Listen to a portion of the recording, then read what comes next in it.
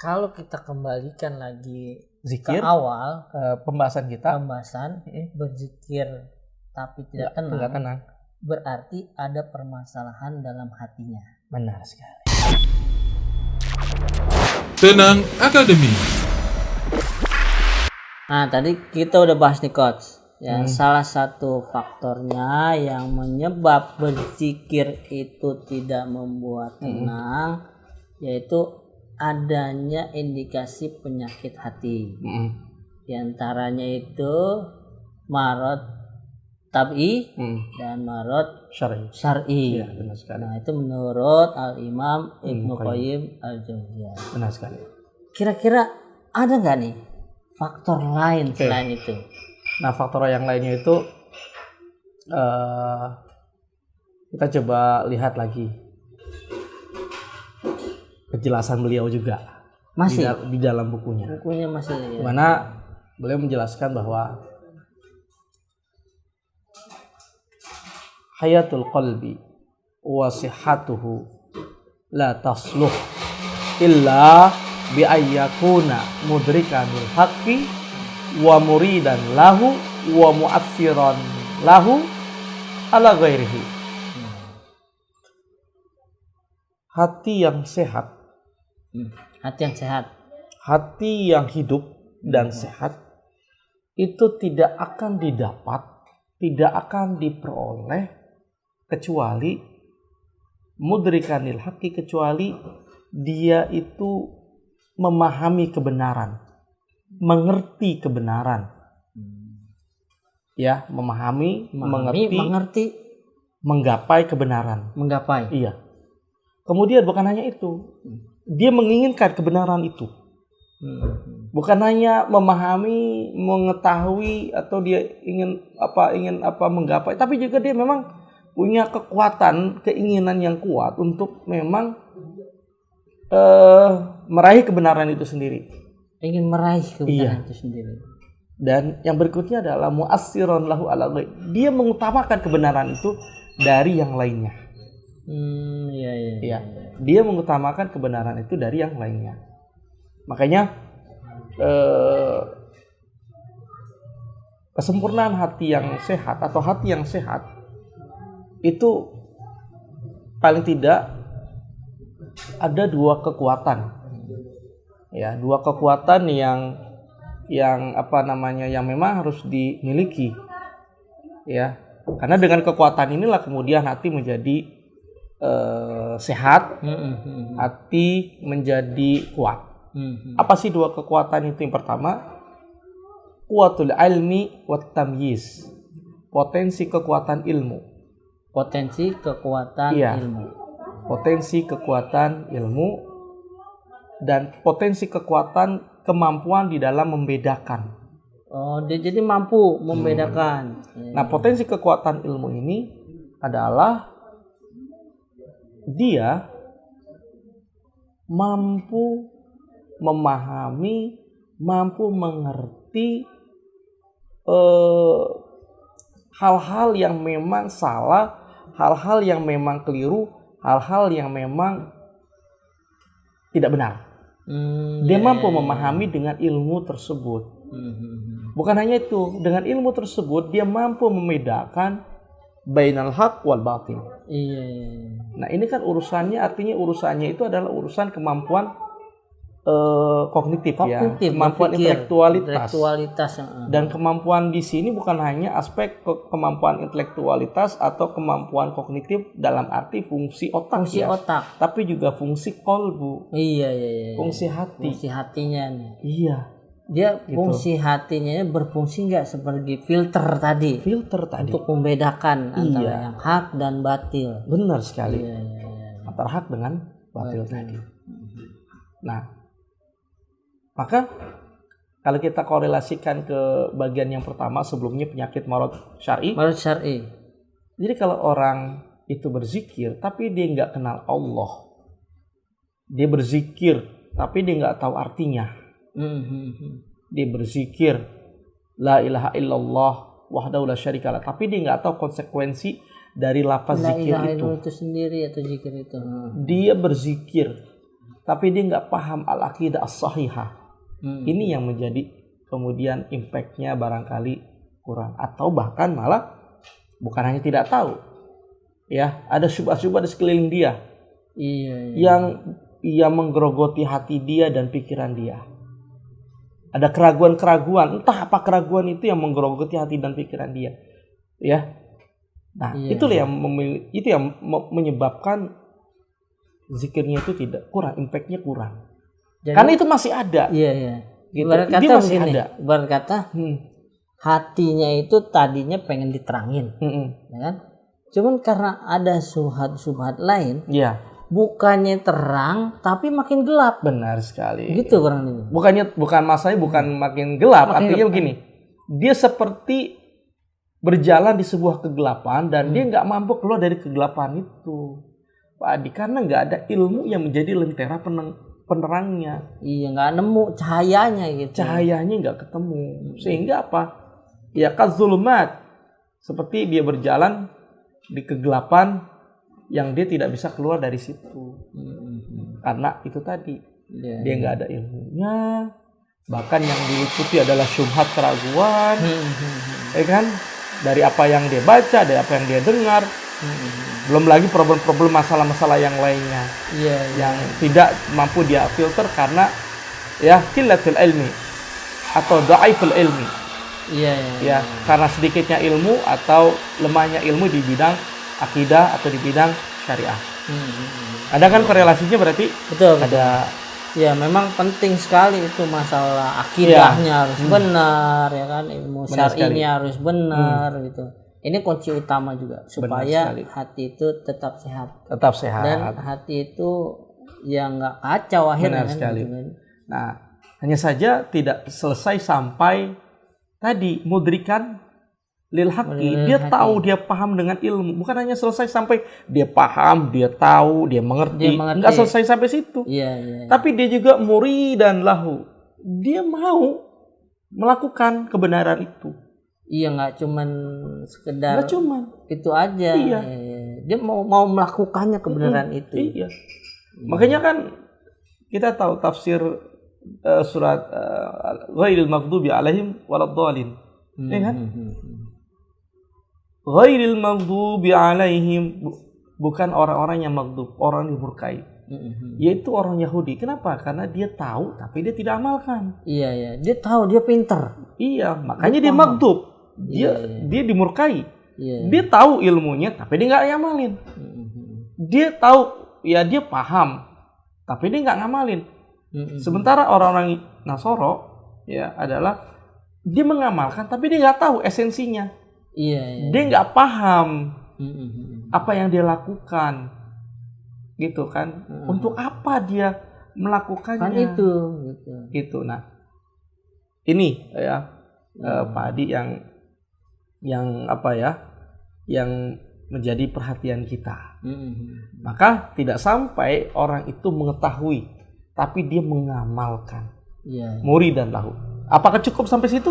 Tidak juga. Mu'assiran lahu, dia mendahului kebenaran itu. Mendahulukan kebenaran di atas ilmu itu. Ala ghairihi, dari selainnya. Jadi dia melakukan sesuatu itu bukan berdasarkan hawa nafsunya. Tapi berdasarkan al-islamu lillah. Tunduk pada Allah. Wal inqiyadu lahu bit-tha'ah. Tunduk dan patuh kepada Allah. Wal khulusu, bersih hanya untuk Allah Subhanahu wa taala. Gitu ya. Nah, makanya Pak Adi, sahabat semua, korelasinya kemudian erat sekali. Korelasinya untuk hati kita tetap sehat, terjaga, erat sekali kaitannya dengan apa? Dengan kecintaan kita dengan Allah dan Rasulnya. Ya kan? Makanya kan potensi yang pertama adalah potensi kekuatan ilmu dan pembeda. Dan yang kedua, potensi kekuatan hati yang kedua, untuk hati itu menjadi sehat, menjadi hidup adalah dia punya kekuatan keinginan dan untuk kecintaan. Melakukan kebaikan itu dan kecintaan. Keinginan dan kecintaan. Dan keinginan kecintaan itu yang dia lakukan itu dibingkai dengan bingkai apa yang Allah dan Rasulnya ajarkan. Ya, apa yang Allah dan Rasulnya sampaikan. Liyabluwakum ayyukum ahsanu amala. Agar dia menguji di antara kalian, mana di antara kalian yang amalannya paling baik. Yaitu amalan yang dia ikhlas karena Allah dan dia sesuai dengan apa yang Rasul ajarkan. Yang mana nih yang paling patuh sama Allah gitu kan. Iya, makanya dalam zikir juga ada tata caranya. Ada tata cara berzikir. Dalam doa juga ada adabnya, tata caranya, ada ilmunya. Iya, benar. Kemudian juga termasuk juga ya bagaimana kita agar zikir itu memiliki dampak yang cukup kuat. Itu ada caranya. Ya, satu diantaranya adalah ya agar memiliki dampak yang cukup kuat. Gitu ya kita mengilmui apa yang kita ucapkan tadi, kita kembali lagi tuh, balik lagi, balik lagi. Jadi yang kita ucapkan, kita paham, kita mengerti artinya, ya kita mengetahui artinya, kemudian hati kita mencerna, hati kita memahami apa yang kita baca itu. Ya, dan itu perlu riyadhah, perlu kerja keras memang, terus menerus untuk kita bisa menghasilkan hati yang sehat, ya, hati yang bersih. Nah, untuk itu maka kita harus punya dua potensi kekuatan tadi, kekuatan ilmu yang mampu memahami, mencerna, mengerti kebenaran atau mengerti tata cara zikir itu, dan kemampuan kita untuk ingin melakukan kebenaran, ingin melakukan kebaikan, dan ada rasa cinta di situ. Kita mengutamakan hal itu dari yang lainnya. Nah, kalau rasa cinta itu tidak ada, keinginan itu tidak ada, ya maka yang ada adalah hati kita mail anil haq, cenderung condong dari kebenaran itu. Akhirnya khawatir menjadi tersimpang ke arah yang lain. Jadi titik poin yang ingin saya sampaikan tadi dan sahabat semua, zikir yang tidak memiliki impact, zikir yang tidak memiliki dampak disebabkan karena apa? Karena adanya potensi gejala gangguan penyakit marud syar'i atau marud tab'i. Ya. Kemudian zikir yang tidak memiliki impact atau dampak pada ketenangan bisa jadi hatinya belum lagi terang benderang hidup. Hatinya belum lagi kondisinya masih belum baik lah. Belum baik. Karena apa? Karena tadi barangkali potensi kekuatan ilmunya yang masih kurang, potensi kekuatan untuk memisah-misahkan atau membeda-bedakan satu perkara yang baik dan benar, yang dia tidak paham, yang halal dan yang haram dia tidak paham, sehingga dia mencari rizki yang kesana kemari, gitu ya, tanpa pandang bulu, yang itu mempengaruhi juga kepada ketenangan hati. Kemudian juga potensi kekuatan potensi kekuatan keinginan, iroda dan rasa cinta yang juga barangkali belum ada di dalam diri dia, atau masih dha'ful iroda, keinginannya itu lemah sekali untuk bisa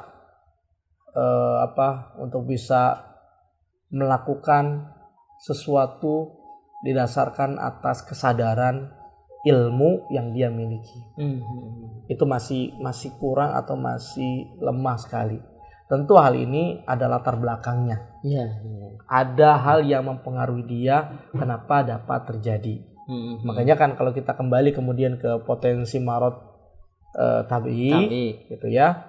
Bagian yang kedua, problem potensi atau tantangan, ya potensi tantangan atau potensi problem itu harus dicari tahu dulu. Cari tahu permasalahannya di mana nih, titik permasalahannya. Apakah karena barangkali tadi ilmu dia yang kurang terhadap akidah, ya, dia nggak paham tentang Allah itu bagaimana, sifat-sifat Allah seperti apa, dia tidak paham tata cara zikir, ada zikir mutlak, ada muqayyad, dia tidak paham bacaan-bacaan zikir atau konsekuensi daripada zikir-zikir yang dia baca, dia tidak selami zikir itu, atau ya juga karena dia tidak bisa membedakan mana harta halal yang harta halal dan harta haram, sehingga semuanya bercampur dan mempengaruhi kondisi kesehatan dan hidupnya hati gitu ya. Atau barangkali juga dia sudah ada ilmu tapi dia tidak amalkan ilmu itu, dia buang. Kenapa? Karena banyak syubhat yang masuk ke dalam kepala dia yang membuat akhirnya dia bergumul. Gitu. Kalau kita kembali lagi, kita garis bawahi setelah kita mengetahui tadi faktor-faktor penyebabnya. Sekarang bagaimana caranya? Bagaimana caranya supaya zikir ini ya, memiliki impact dan membuat kita menjadi tenang. Gitu. Zikir yang memiliki impact dan membuat tenang akan kita bahas pada sesi berikutnya. Oke, kita akan bongkar, ya. Kita akan bongkar rumusan Al-Imam Ibnu Qayyim agar zikir itu memiliki impact atau dampak dalam hati dan dampak dalam perubahan perilaku. Itu aja Pak Adi. Kita akan bahas di sesi berikutnya. Sesi berikutnya jadi Insya Allah. Insya Allah. Oke. Jadi cukup sekian dulu. Cukup sekian dulu. Tapi ngomong-ngomong, ada minuman baru Masya nih. Masya Allah, minum lagi kita Kalau nih. Kalau kemarin minumannya Japanese style ya. Apa kemarin itu? Gaya wine ya. Kalau ini? Coffee blend. Ice blend kopi. Pakai apa ini Pak Kohir? Kismisnya Pakai kismis. Ya ada sedikit. Masya Allah. Rasanya Itu ada aja ya. rasanya unik. Unik rasanya. Kita coba. Bismillah. Bismillahirrahmanirrahim. Ustaz Afan. Ya. Wah udah duluan, Masya Allah. Enak. Kalau saya pun nggak ada kismisnya. Nggak ada kismis. Ya enak. Masya Allah. Enak ya. Ada kismisnya ya. Jadi ada yang digigit-gigit gitu kan. Biasanya kan boba. Kalau boba kan mentah-mentah digigit itu kan katanya. Bobanya berkelas. Boba berkelas. Kismis Masya ya. Allah. Kismis. Baik Pak Adi. Siap. Kita cukupkan Pak Adi. Insya Allah. Kita lanjutin di lain kesempatan. Terima kasih Pak Adi. Sama-sama Pak Ustadz. Ya. Kita ada program setiap bulan ya Pak Adi. Ada program nih. Psikoterapi kelas basic. Psikoterapi kelas basic. Iya. Bagaimana kita memahami psikologi Islam dan psikoterapi Islam yang kita ambil pendekatannya dari Al-Quran dan Sunnah dan dari para ulama psikologi atau ulama ahli kejiwaan Islam klasik. Masya Allah. Gitu, seperti Ibnu Qayyim, Al-Ghazali, Jauzi. Untuk event bulan Januari itu ada di tanggal berapa Pak Adi? Biasanya kita pekan ketiga ya. Pekan ketiga biasanya. Pekan ketiga, insya Allah. Oke. Kita share kapan waktunya untuk training tersebut. Oke, ya. Pak Adi.